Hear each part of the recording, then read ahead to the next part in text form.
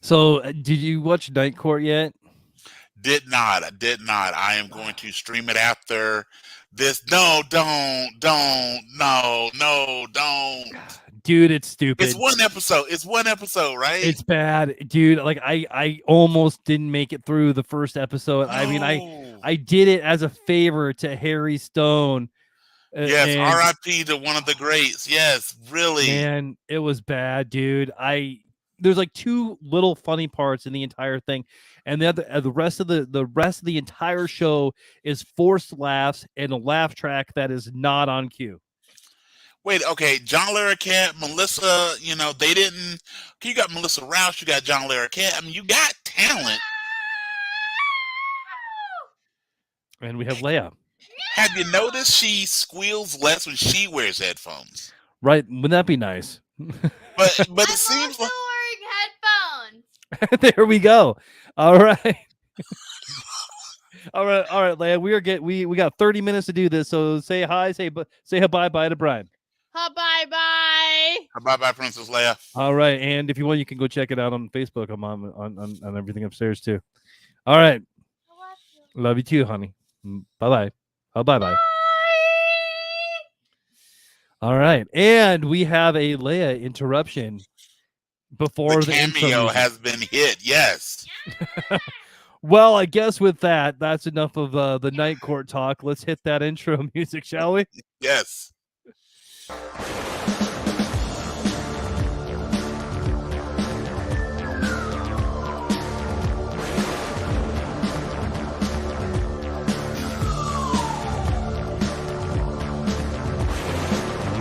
This is the Fandemic, hosted by my dad. A podcast about catching up and nerding out.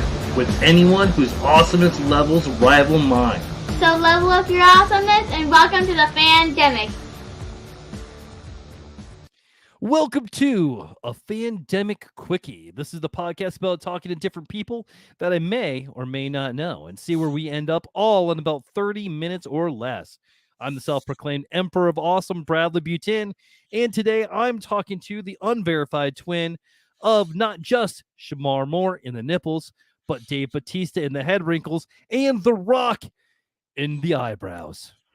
Yes, I'm talking with Brian S. Dennis. How are you, sir? I am great, sir. And in case you didn't notice, I'm a little out of practice. Let's see if I can do it. I'm going to call that a win, man. That's a win. I pulled a hammy or whatever the thing is above the eyebrow. I pulled it. Yeah. Yeah, absolutely. Yeah. Does anybody have any orange slices? Yes. Okay. Yes, sir. We are here. Thank you very much. And thank you, all of you, for listening to our Quickie podcast. I cannot wait to level up our awesome for about 30 minutes. Yeah, Brian, so since you came up with the Fandemic Quickie, what is it and what are we talking about today? Okay, so the Fandemic Quickie is a compressed version. You know me, I'm king of the quickies. What the Fandemic Quickie is, folks, is it's us taking something very specific, unlike our prevent shows, we talk about more broad range things, something very, very specific, and just hitting it quick, hard, and fast for about 30 minutes, which leads us to tonight's topic, which is the drop of the long-awaited HBO series, which is based on the video game The Last of Us. Yes. So, Bradley, first off, do you want to give a little background of The Last of Us? Did you play the game much? I did. I played almost all the way through the first one. I did watch how that one was beaten on YouTube, and then I did. No, you're not one of those folks, are you? So I will. So my problem with gaming is like I will go so far, and then I'll put it down, and then I won't pick it up for months. Months. Yes. And then at that time it's like, well, I don't have time to relearn everything, right. And I wish games would actually do that. Be like, hey, how about a quick tutorial? It's been a while since you've been on here, you know. Sure. But you know what? I'm kidding, because you can ask my kid. The previous God of War, not the most recent that dropped, but the previous one. I am 75% of the way through it, and I got busy with work, and it's kind of been sitting there for the better part of a year. So I gotta jump back in because I refuse to play the next installment in the series till I beat the previous one. So me and Kratos will have to spend some quality time together. That's fair. That's fair, man. And man, Last of Us, dude. Um, that one. Well, we'll get right into it. So, Sure. Brian, we're one episode in, Yes. and I don't know about you, but you did you know where that episode was going? I did because again, having played the game, I knew, and so for those of you that are not familiar with, we'll back up just a skosh before we talk about the TV show, which is the idea of the video game. So the video game Last of Us, this is a remake, a telling, a reinterpretation of the video game. So the video game is basically telling us about like many post-apocalyptic things, something goes horribly, horribly wrong, and it comes down to us versus them, and the thems are the creatures who aren't zombies, but they play out the whole zombie, maybe even vampire tropes. With humanity has now developed this horrible fungus that takes us over and mutates us, and it's transmitted through bites. And so you have two individuals which make up the game that are trying to get to a location for some salvation, because the little girl, and this is a spoiler, and let's do it across the scroll. So if you have either not seen Last of Us or watched the first episode but maybe didn't want to creep too far ahead, I'll pause a second, because what we learn is that the girl in the show, the girl in the game, it holds what we think is the cure. So really what Last of Us is that it takes us through the journey of these two individuals to get to basically to take the cure to the government, which is not always really very trustworthy with that. So it focuses on Joel, who is played by the wonderful Pedro Pascal. And remember, Bradley, this is the way. Yes. And I hope. Well, I'll say my joke here in a second. And then we have Ellie, who is the person who appears to be immune to the virus. But Bradley is a travel, like a lot of like the best post-apocalyptic. When we're running from the zombies, we're running from the nightmares. When we are legends. When it's dawning of the zombies or the dead. It's a travel. So here's my question. Do you think, before we talk about our overall impressions of episode 1, do you think during the first season, at some point, Joel, played by Pedro Pascal, do you think he'll slip in some version of saying to Ellie or someone else that this is the way? Oh yeah, I think HBO would be dumb not to, Sure. unless they're not allowed to. That's true. It could be it could be trademarked. Right, it could be like, And none of us want Disney coming right, after us. right. I mean, because I think I read, I don't know how trusted the sources, that they might be in the running for WWE. Yes, my understanding, I'm not sure if we read the same source. My understanding, at least from an American company, the two places that are most in line to purchase WWE would be NBC Universal. That's actually currently who holds a lot of the streaming rights for WWE with the Peacock app or the Peacock service, and then Disney Plus. One of the articles that I read was one of the holdups is Disney likes to integrate all of its properties into usually something that they can market through their theme parks. And there's some concern with a family-friendly company. Okay, remember though, you were founded by Walt Disney. Yeah. So, yeah, okay. And again, all you gotta do is watch a few of their animated films to go, really? But his idea is WWE truly family friendly, or does WWE honestly, for those of us that are a little let's say north of 12, want WWE content to be quote unquote family friendly? So that might be a hiccup. I personally think it's going to be NBC, but you're right, they very well may be in the running for being purchased by Disney. Yes. So nice little road trip there, man. Got to talk about that first part of the episode, because you knew his daughter was going to die. Yes, if you played the game, if you read any of the articles on anything about the product, we knew. Who knows where they may take some changes, obviously, with the adaptation for the show, but you knew, because this is what makes Joel Joel. Yeah. You knew From the that the watch. daughter was gonna die. You just knew it, and they kind of, maybe tip their hand a little bit because everything was really shot Yeah. from the daughter's perspective.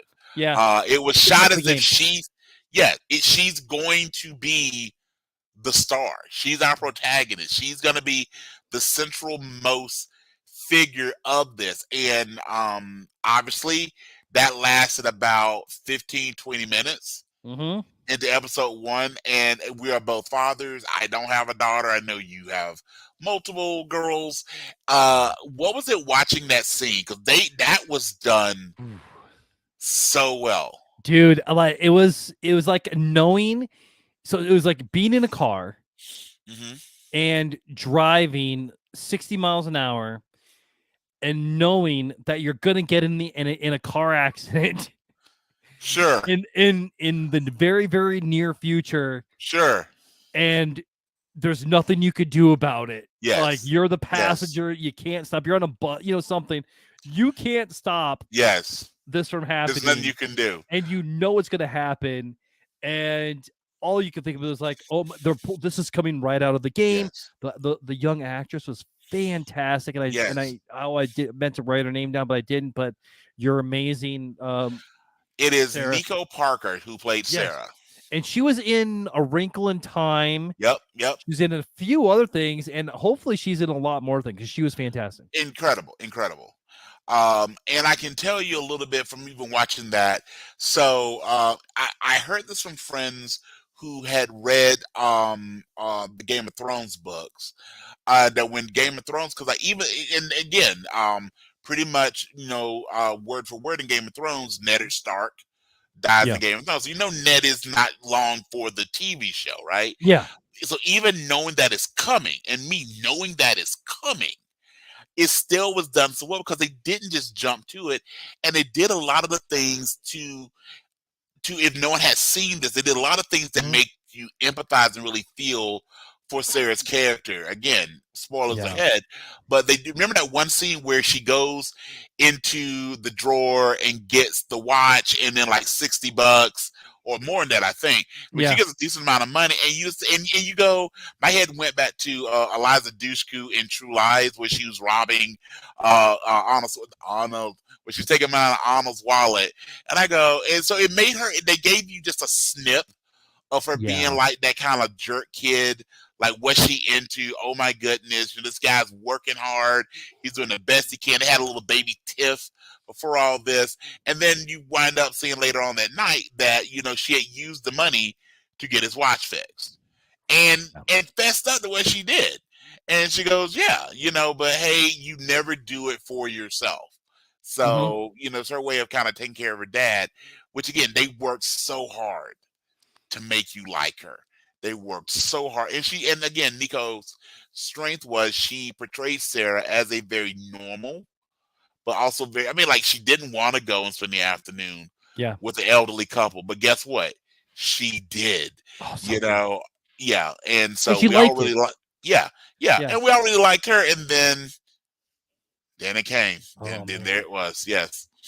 Yeah, and I thought they were going to end the episode on that. I really did. They really could have, yeah. And then they picked back up. So, man, if you're a fan of the game, you're gonna love this. If you are a fan of horror, you're gonna love this. If you're a fan of The Walking Dead, you're gonna love this, man. So The Walking Dead vibes.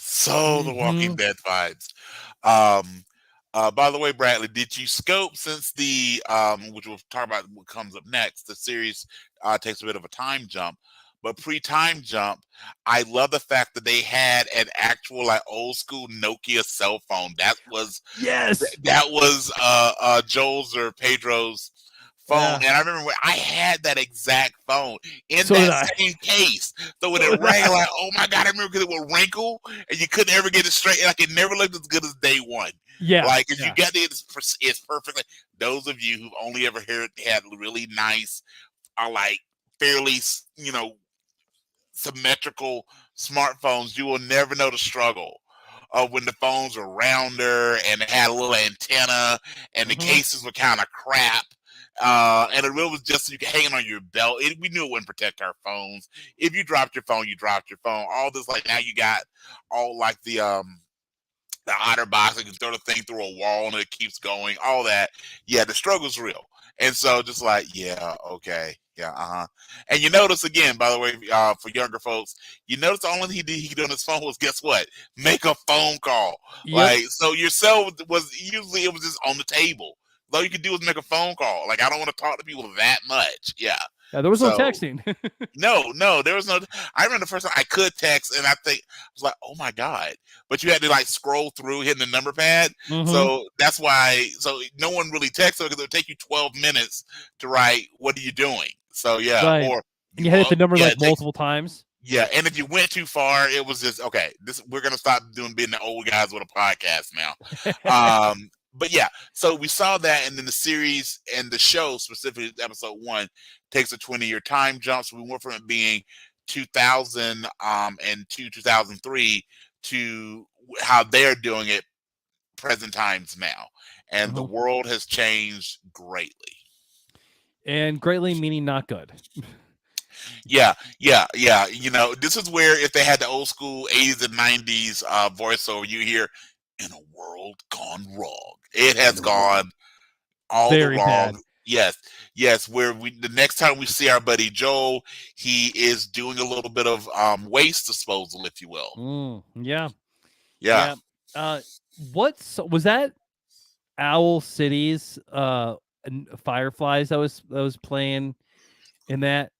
Was that it? Okay. Yeah. In reference, I thought it was anyway. In reference to obviously the Fireflies, who are a Right, major song. part of the and Yeah. Fireflies, who are obviously a major point with this series, is the group the Fireflies. So yeah, I Yeah. think that was done on purpose. Yeah.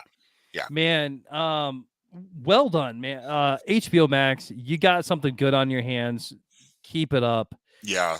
So, how far do you want to see the season go? Do you think? Okay, so if you played the game, you kind of know, and let me throw up the Mhm. big spoilers here. Sure. Joel's gonna die. Yep. Do you think they're gonna do that at the end of by the end of season 1? No. I get the feeling they're planning on at least 3. I personally think, and I don't know if there's anything released, but I personally think HBO's planning 2, hopefully 3 seasons of this. I mean, HBO has a great ability to know which of their things should be shorter series versus ones that can have some legs on it. So I really hope this is a no more than 3 season show. So I get the feeling I think Joe's a final season death. I really do. So they may have to compress some other stories, but I see Joel making it through at least the final, if not the entire final season, either the last episode of season 2 or the very first episode of season 1. That's kind of in my head. Okay. Season 3, excuse me. That's in Mhm. my head how I see it going. I think there's a few different places that they could do a break with this with season 1, and again, they're gonna change it. You Yeah. know, it won't be a shot for shot of the game. So there'll be different places that they can change it. And I think what we'll probably see is a big at the end of season 1, a big shootout between Fedra and the Fireflies. And I think maybe even Joel and Ellie get separated for a little bit. Where again, guess what? You've got Pedro Pascal trying to find an orphan. Uh, that's kind of his typecast here. Is I got to find one of these darn kids again. So I mean, that is the way. that is the way. That is the way. And it is somehow he can put her in like an egg-shaped carrier. I think that'd be odd. She's a little large for that compared to Grogu, but if she could, or just have her have some type of weird reason that her head gets painted green somehow. Mhm. Like, give us just a little bit. So those of us fanboys can go, look, see what that means? That's a reference to, because there's something that makes us happy in that. Did you see the trailer for Mando season 3? Bruh. Mm. Yeah. There will be plenty of quickies on the new season of Mandalorian. It looks every season for Mandalorian looks better than the last. And and I don't think we've ever talked in the bigger show, but I usually, with most of the shows we talk about, there'll be an episode, usually not more than one or two.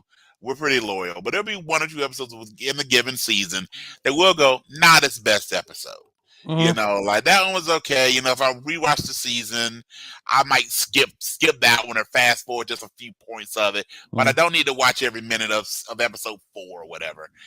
I have tried thinking over the past 2 seasons of Mandalorian, is there any episode I go was a stinker? And no, it's been, I think, pretty consistent. Like the one thing I've always said about Mando, is I think he spends way too much time out of the helmet. Very similar to my criticism with Halo. Mhm. But other than that, and that's nitpicking. You know, by the way, if I look like Pedro Pascal, yes, I'm gonna take the helmet off. Yes, Right. you don't. You know, of course, when you look like this, you know, give me the biggest helmet you got. I want Dark Helmet's helmet. That's what I want. Uh, you And if like you like that? Yeah. Spaceballs, you should check out episodes 51 and 52 52. of Yes, sir. Revenge of the Nerds, which Yes. Revenge of the Nerds 52 came out for all your ear holes all over the podcast world today. Do you like how I dropped that, partner? That was very Yes. nice. Thank you Yes. for the alley-oop there. I'm a podcast semi-professional. Yes, I am. Yes, yes. But, and as always, at anything we do, Fandemic Friends and Nerds, we have growth through stupidity. Yes. But anyway, I think that's how we'll do a bit of a break. And also, again, the trailer from Mandalorian looked really good. The trailers that have come out, this is our trailer section of today's program, is like trailers for Quantum Mania look really good. Mhm. Secret Invasion looks really, really good. Secret War, not Secret Invasion. I'm really curious who the scrolls are. I mean, we may have to do that when that comes out. We may have to have like a who do you think's the scroll check in every week go, because I have my thoughts of who I thought was a scroll from the Mhm. beginning. So I really hope I'm right. So Oh, all nice. right. I think I got a couple that I think too. But Yeah. we'll do a whole quickie on that. Oh, absolutely. Absolutely.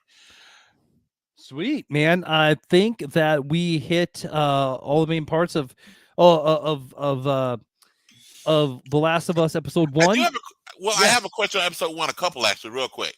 So by the way, and if you one thing I love that HBO does with its shows is they have an after show kind of debrief with the Mhm. cast and the crew. And one of the things that they stated, I also noticed that, again, spoiler alert, towards the tail end, Joel chooses violence. Okay, and during that moment of violence, they make, and again, none of these things are done by accident. You can see the look on Ellie's face as Joel is very violently defending her. She seems really, I think they use activated in the post show, but she definitely seemed into it, to say the least. Do you think they're going to make more of that, of maybe adding some increased volatility to Ellie in this? Do you think there's going to be, while Ellie seems immune to the fungi and the bite, do you think there'll be parts of her that we see, you know, get a little more enhanced or intense during the show? Yes. I do. Just because Bella Ramsey is such a great actress, Sure. or I'm sorry, actor. I don't want to offend anybody. But yes, she did it again. It's okay. They are a good actor, and can handle it. So proved it in Game of Thrones. Hmm. Definitely, this is no different, and was a pretty bright star in the episode. I mean, like, owned every scene that they were in. Sure, sure. So what about And you? I do as well. I think again, you're going to get some more of that hybrid things. I think again, when you have to, when you're doing a live action show versus a video game, you have to delve more into the personalities of the people. Because there's some folks that, you know, they're going, hey, can I jump through a cut scene? I want to shoot, I want to hack, I want to slash, I want to get my gold. I want to win the objectives, and it's less about the story versus when you have a show like this, it is all about the story.